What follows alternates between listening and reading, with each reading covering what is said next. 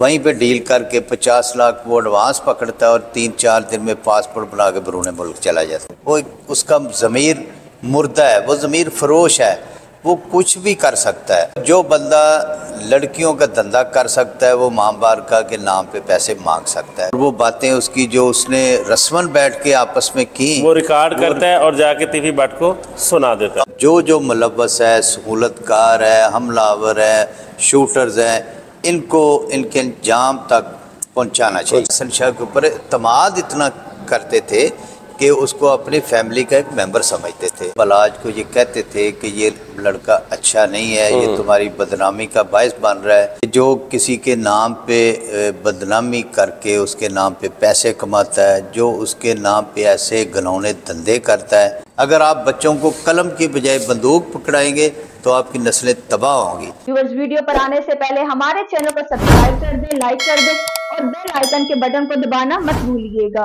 बिस्मिल्लाहिर्रहमानिर्रहीम, आप देख रहे हैं एमबी न्यूज़ टीवी। मैं हूं आपका होस्ट राना दिलशाद। नाज़रीन, नस्ल दर नस्ल चलने वाली दुश्मनी का शिकार एक अमन पसंद, एक अमन का प्याम्बर अमीर बलाश टीपू भी हो गया। उसकी मौत पर शहर की हर आंख अश्कबार है, चाहे वो अपना है चाहे वो बेगाना है। मेरे साथ इस वक्त मौजूद हैं एक उनके अपने, जिनको अमीर बलाश टीपू अपना बड़ा भाई कहता था, इसरार भट्ट साहब। इनसे जानते हैं बलाश टीपू कैसा था।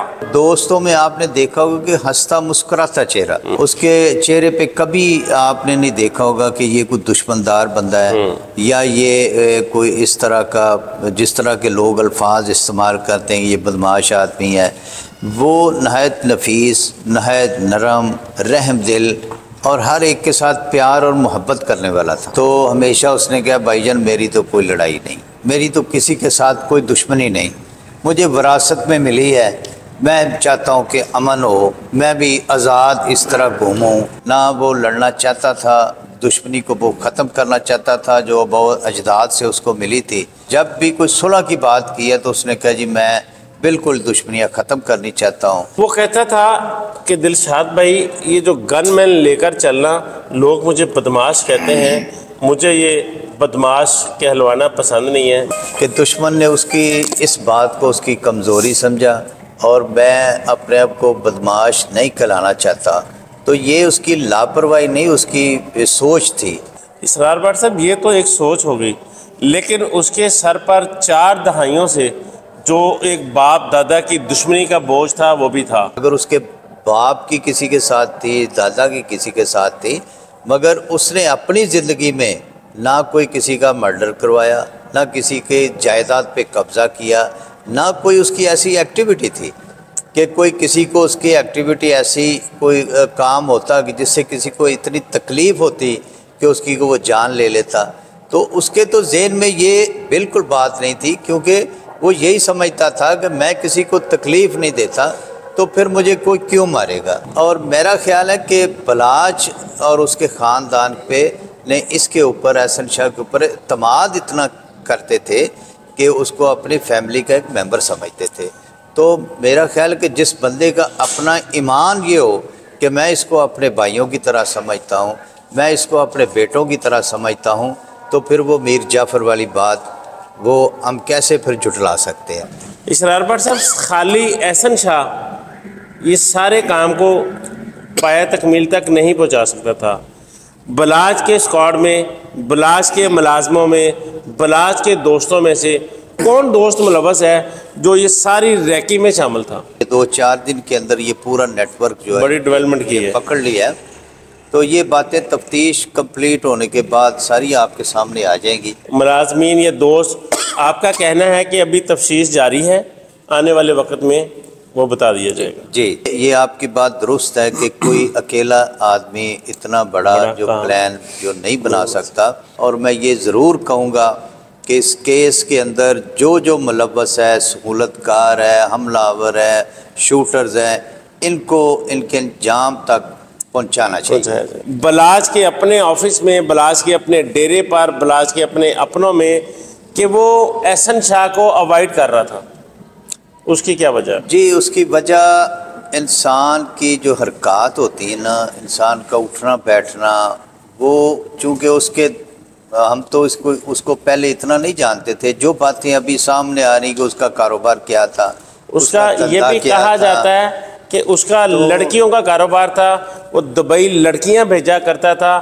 کیا یہی وجہ بلاج سے دوری کی نہیں بنی؟ تو شاید اسی وجہ سے کچھ عزیز و قارب دوست, اچھے دوست جو تھے, وہ بلاج کو یہ کہتے تھے کہ یہ لڑکا اچھا نہیں ہے, یہ تمہاری بدنامی کا باعث بن رہا ہے, تمہارے نام پہ ایسے دھندے کر رہا ہے, تمہارے نام پہ یہ لوگوں سے پیسے اکٹھے کر رہا ہے. تو شاید بلاج نے اسی وجہ سے اس کو نظر انداز کرنا شروع کر دیا, اور اس نے اپنی دوسری جگہ بنانی شروع کر دی. جی بالکل ایسا ہی ہوا کہ جب اس نے دیکھا کہ بلاج مجھے نظر انداز کر رہا ہے تو اس نے دوسری طرف رابطے کر کے وہاں پہ ملاقاتیں شروع کر لی. یہ ایک دن میں سب کچھ نہیں ہوتا. بات سامنے آئی کہ 1 ماہ, مگر میرا اپنا خیال ہے یہ 1 ماہ سے بھی پہلے کا ملتا جلتا ہوگا. یہ اتنی جلدی اتنا بڑا جو پلان ہوتا ہے وہ نہیں بنتا کہ جو کسی کے نام پہ بدنامی کر کے اس کے نام پہ پیسے کماتا ہے, جو اس کے نام پہ ایسے گھنونے دھندے کرتا ہے.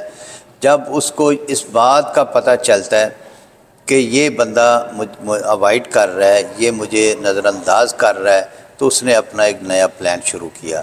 اور ان دونوں گھروں کو لڑانے کے لیے اس نے پھر یہ پلان بنایا کہ میں کوئی نہ کوئی چیز جا کے تیفی بٹ کو بتاؤں تاکہ وہ میرے اوپر مطمئن ہو کہ ہاں اور یہ اس کی جگہ وہاں بن سکے. وہ اس بات میں وہ کامیاب ہوا. اور جس طرح دوست آپس میں بیٹھ کے اسی طرح اشتعال وہ بلاج کو بھی دلاتا ہوگا کہ وہ تمہارے باپ کے قاتل ہیں, تمہارے دادا کے قاتل ہیں, تو بندہ اپنا بھرم رکھنے کے لیے بھی کہہ سکتا ہے کہ وہ ٹھیک ہے ہم بھی بدلہ لیں گے. تو میں سمجھتا ہوں کہ وہ جس طرح آپس میں دوست بیٹھ کے گپ شپ کرتے ہیں تو وہ بلاج کو ایسی باتیں اس کی کرنا, اشتعال دوانا, اور وہ رسماً اپنا ایسے الفاظ بھی منہ سے بندہ نکالتا ہے اپنا بھرم رکھنے کے لیے کہ میں بھی بدلہ لوں گا, میں نہیں چھوڑوں گا. تو وہ اپنے مشن میں کامیاب ہو گیا حسن شاہ, اور وہ باتیں اس کی جو اس نے رسماً بیٹھ کے آپس میں کی وہ ریکارڈ کرتا ہے اور جا کے تیفی بٹ کو سنا دیتا ہے اور اپنا وہ اعتماد بنا لیتا ہے. اور وہیں پہ اس کی ڈیل ہو جاتی ہے کہ یہ بندہ ٹھیک ہے حسن شاہ, اور وہیں پہ ڈیل کر کے 50 لاکھ وہ ایڈوانس پکڑتا ہے اور 3-4 دن میں پاسپورٹ بنا کے بیرون ملک چلا جاتا ہے. اسرار بٹ صاحب, اس کے ساتھ ہی ایک اور ویڈیو کلپ آتا ہے جس میں احسن شاہ تیفی بٹ کو کہہ رہا ہے کہ میں نے امام بارگاہ بنانی ہے, مجھے 5 کروڑ روپیہ دو, چاہے بدلے میں اس سے مجھ سے کوئی بھی کام کروا لوں. کیا ایسے پیسوں سے امام بارگاہ بنانا اور اس کو چلانا کیا وہ قبولیت ہے؟ مگر جو بندہ لڑکیوں کا دھندا کر سکتا ہے وہ امام بارگاہ کے نام پہ پیسے مانگ سکتا ہے. وہ اس کا ضمیر مردہ ہے, وہ ضمیر فروش ہے, وہ کچھ بھی کر سکتا ہے.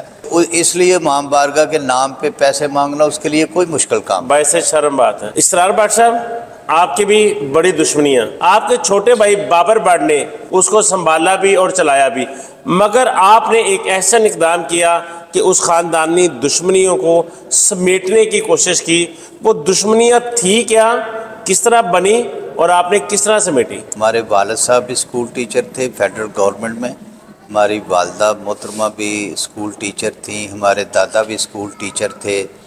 تو ہمارے دادا کے ایک بھائی تھے وہ بھی اسکول ٹیچر تھے. بتانے کا مقصد یہ ہے کہ یہ ایک حادثاتی طور پہ ہمارا یہ سلسلہ شروع ہوا. یہ جو آپ کا سوال ہے کہ پھر ہم نے صلح کی طرف کیوں آئے, تو یہ صلح کی طرف ہم اس لیے آئے کیونکہ ہماری رگوں میں پڑھے لکھے والدین کا خون تھا.